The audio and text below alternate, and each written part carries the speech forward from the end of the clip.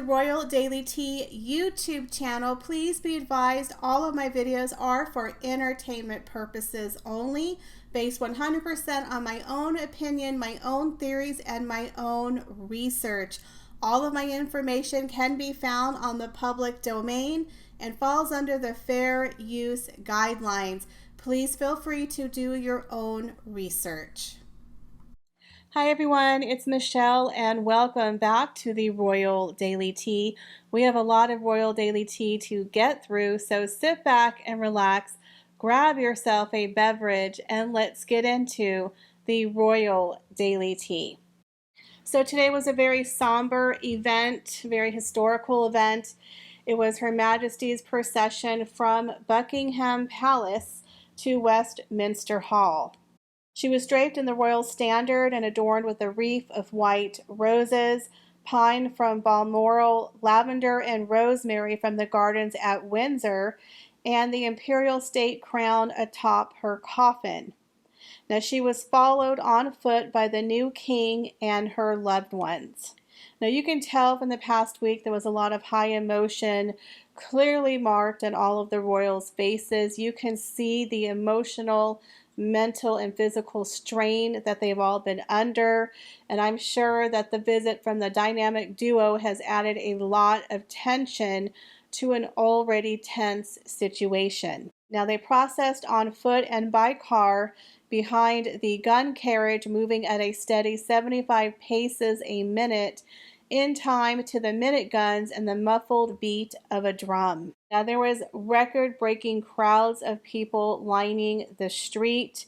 They do anticipate upwards of 1 million people over the next 4 days who will go and pay their respects to Her Majesty the Queen. Now, as they walked into the church, the royal family, they did remain standing for the full 20-minute service as the choirs of Westminster Abbey and His Majesty's Chapel Royal sang the psalm. Now, I have to be honest with you, I thought the music was absolutely beautiful. I've never heard that version of the song, and it was just beautiful. And I believe that they played the same song during the Queen Mother's funeral, and I believe the Queen had requested that they play this song. Now, prayers were led by the Archbishop of Canterbury, Justin Welby, and the Dean of Westminster, Dr. David Hoyle, and the royals joined with the Lord's Prayer. Now, many members of the royal family, as they exited the church, curtsied and bowed to Her Majesty the Queen, paying their final respects. Kate, the Princess of Wales, paid tribute to Her Majesty the Queen and the late Princess Diana with her jewelry. She wore a stunning pearl brooch that was in the shape of a shamrock and a beautiful pair of pearl drop earrings. Now, the brooch was gifted to Kate in 2017 by Her Majesty the Queen. It was a very large brooch that comprised of 3 leaves, each of which were outlined in yellow gold. They had a sizable Mabe pearl that was positioned at the center of each leaf, and they were surrounded by diamonds. Now, pearls are considered proper mourning jewelry, but pearls are traditionally worn for weddings and funerals.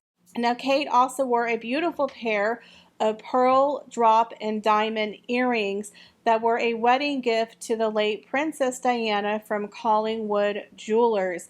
Princess Diana has been pictured wearing these earrings on numerous occasions, and she frequently paired it with one of her favorite tiaras and also the infamous revenge dress. Now, I have to be honest with you, I've never seen Kate look so grief-stricken and so tense as I saw in all of these photos. You can tell that everyone is just devastated, everyone is stressed out, everyone is very somber, but I guarantee you they are more stressed out because of the dynamic duo from Montecito. Now, I understand that Harry is, the grandson of the Queen. He has a right to be there, but I have to be honest with you guys, I did not enjoy seeing Meghan and Harry there. It just really kind of upset me. It angered me that this deceitful duo is playing nice and curtsying to Her Majesty the Queen, playing this, homage to her now that she's passed. And when she was alive, they were like trashing on her and the family. It really, really bothered me. I didn't think I was going to be this upset to see them, but when Meghan had that expression on her face and when she curtsied, it was just like, oh my God, I just wanted to scratch my eyes out. And you can tell in the body language of Kate. Kate's pissed. I think Kate has 0 F's to give. At this point, she is not acknowledging Meghan. She's not talking to Meghan. You can tell on the walkabout that Kate was not having it. Kate's basically saying, hey, we got to be professional. We got to do our duties. We got to put on a brave face and be unified in the public. But girlfriend, we ain't friends. Okay? We ain't friends. She's like, girl, please. So you can tell Meghan was kind of staring at her during that weird walkabout. A couple of times she was glancing over at Kate, but Kate could not have been farther away from Meghan. I think Kate wanted to make it very clear to everyone, I ain't a part of this. I'm only here because it's my job and I'm being respectful to Her Majesty, but she ain't my girl. She can walk over there away from me. And you could tell Meghan got the message. Meghan got the message, okay? They're calling this the end of the Elizabethan Era. Queen Elizabeth II, the second great Elizabeth, her era has ended. 70 years. That is a long time. So we are ending the Elizabethan era for the second time, and we're starting fresh with King Charles III. And we all know that Big Daddy Charles has wanting to streamline the royal family for a very long time. And let me just tell you, I think the Sussexes are starting to panic a little bit. Meghan is starting to scramble with her podcast. There's rumors that she's freaking out, putting it on hold and making sure there isn't any negative things about the Queen or the royals that she's putting into her podcast because it's going to make them look extremely bad. Harry supposedly is pushing with the editors to get that book out in November. Why the hurry, son? I think he wants to get that paycheck. He wants to make sure that King Daddy, big guy Charles III, isn't going to squash his money trail. You a little nervous? You got the bills out before you got the check? It seems like they're worried about that money trail, okay? They don't want Big Daddy King Charles III to snip all of their money deals. And let's be real here. We're not dealing with pushover Prince Charles. We're dealing with Big Daddy King Charles III, son. We're dealing with the #1 head honcho, okay? Charles isn't sitting around going, Mummy, Mummy. He's King Charles III. He's Big Daddy. He is Charles in charge. There's a new king on campus, son. And I think Harry and Meghan are starting to panic just a little bit because we all know that Charles wants to slimline the royal family. He wants to cut the titles. Let's just say Harry and Meghan are on the naughty list this year. See, the problem with Harry and Meghan is they literally are the Duke and Duchess of bad timing. They did the Oprah Winfrey interview as Prince Philip was laying on his deathbed. They even had a clause that said, oh, if he passes away, let's not air the interview. They're so classy. And now this one, they came over here to the UK to do their fake little royal tour where Megzy was getting all good and excited in her little red pantsuit, giving out a little speech. Boy, that was her narcissistic wet dream, wasn't it? Oh my God, she was loving it. It was the limelight. It was the Meghan show. It was the cult of Meghan. She was loving it. She had Botox. She had a spray tan. She had the jewels. She had the pantsuits. The woman was prepared to take over for her little speeches, get on the cover of all of the tabloids, which she was. She was literally dominating the news with her cut interview, with her podcast, and now she has all of her speeches, and her Netflix crew were all clickety clickety click. She was in her element, loving it. And poor little Harry's just traipsing behind her, looking like the 3-year-old on the church pew, wanting to get out of his skin. Then they go over to Dusseldorf for the, talking about the start of the Invictus Games for 2023 for Germany. They're all excited to come back to the UK to do another charity event where Harry was going to give a speech, and then boom, the Queen dies. All of a sudden, people are like, Meghan who? And now the Queen is dominating all the press. I'm sure that's pissing Meghan off just a little bit. Just a little bit. Too bad, Megsy. The real Queen has entered the building. So now, Harry and Meghan, who have been trashing the royals for 2 years and have barely set foot over here, they weren't planning to be here this week, guys. They were not planning to be around King Daddy Charles and big bro Prince William, who's now the Prince of Wales, and the Duke of Cornwall, who owns the Duchy of Corney, where all the money is, where you used to get your little paychecks from Daddy. Oh yeah, big bro signing the checks now, son. So things have changed dramatically for the Sussexes, and not for the better. Because when Her Majesty was alive, Harry had somebody in his corner. He had an ally, and he had the number one ally. So nobody was going to mess with little Harry and little Megsy when the Queen was alive. But unfortunately, Her Majesty has passed, and times are a-changin'. Big Daddy King Charles III is in charge. This is a moment that Harry and Meghan were definitely not seeing coming this week. Okay, so these two look awkward, they look embarrassed, they look shameful. There's that old saying, you don't bite the hand that feeds you, son. Okay, you're still banking on your titles, but there's that new law that apparently is going to go in front of Parliament, I believe, in December, the second part of that law, where possibly they could get their titles removed. And now that we have a new sovereign, oh yeah, all he's got to do is put it before Parliament and it's a done deal.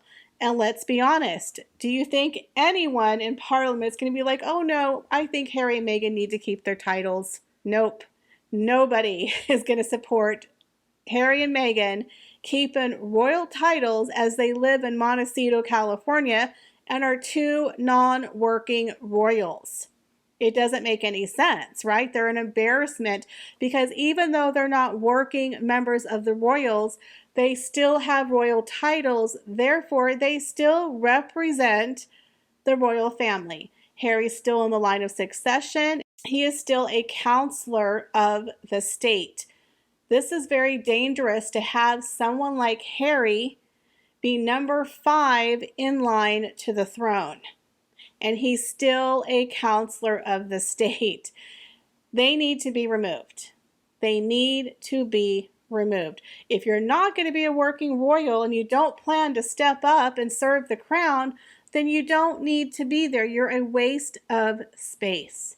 But now that King Charles III is now the king, that could happen, guys, because again, under Her Majesty, I really feel like she kind of left it for Charles. She didn't have the heart to do it, but poor Charles has definitely inherited a big mess, okay? He has to deal with, one, the fact that he's got a lot of people backlash in the monarchy, and now he's got his son running amok with his wife all over the place, running the royals through the mud. monetizing it every time they turn around. That's very, very dangerous. In my opinion, Harry and Meghan are becoming a very dangerous liability to the royal family.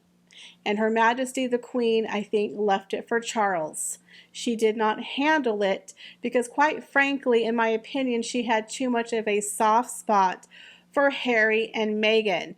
The Queen was from a different generation where they did the never complain, never explain, which worked wonders for a very long time. However, we are now in the social media age where people can find something out in 5 minutes. News hits the airwaves in 5 minutes. It's harder to control stories and rumors than it used to be, just being in the newspaper the next day, that type of thing.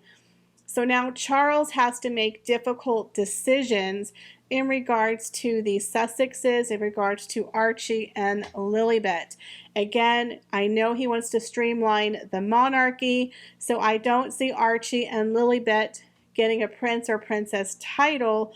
And I think that Harry and Meghan are going to find themselves definitely more on the outs with the royals now that Granny, their greatest ally, is no longer around. And I can tell that Harry's definitely feeling the cold shoulder that him and his wife are receiving from the rest of the royal family. And you can tell Meghan got the message loud and clear that you better stay clear of Kate, because Kate was not messing around. And I have to say, I loved it. Kate had a resting bitch face on her face, and it was well deserved. But you can tell the tension you could cut with a knife. And I feel so bad for her and William for having to put on a public brave face and deal with the disastrous traitors who are publicly monetizing this grief period, because we all know the Netflix cameras are out there somewhere filming Meghan curtsying to the Queen and Harry looking downtrodden and then walking around on the walkabout. You know this is going to be in their Netflix series. So I know behind the scenes there's got to be a lot of drama going on. There's a lot of changes that are also happening within the royal households. I mean, you have to understand, the Queen has passed away. We have a new king, and there's a rumor that up to 100 employees at Clarence House could be getting laid off. That's right, there could be some major layoffs happening because it's a redundancy in the workforce. I believe Charles is probably taking some of his staff with him, but it is rumored that there's going to be some layoffs happening at Clarence House. A lot of the people at Clarence House, they don't know if they're going to have a job, and I'm sure that's got to be very, very stressful during this time. So when I said Charles has a very tough road ahead of him, he does. He has to manage all of his staff. They have to consolidate. They have to move house. He has to hand over the Prince's Trust, all of his charities, to his son, and now step into the role that his mother had done as the sovereign. And on top of that, he has to deal with Harry and Meghan. So it's going to be interesting to see how everything is going to play out in the news over the next couple of days. But what are your thoughts, guys, on seeing Harry and Meghan curtsying and bowing to Her Majesty the Queen? What do you think about King Charles and his new role in slimlining the monarchy? Do you think there's going to be a lot of changes? And what do you think about the employees at Clarence House possibly losing their job? Leave me your comments, guys, down below. As always, I appreciate each and every one of you. Thank you so much for stopping by my channel. Please be sure to check me out on all of my other social media accounts, and I will see you in the next video. Bye, guys.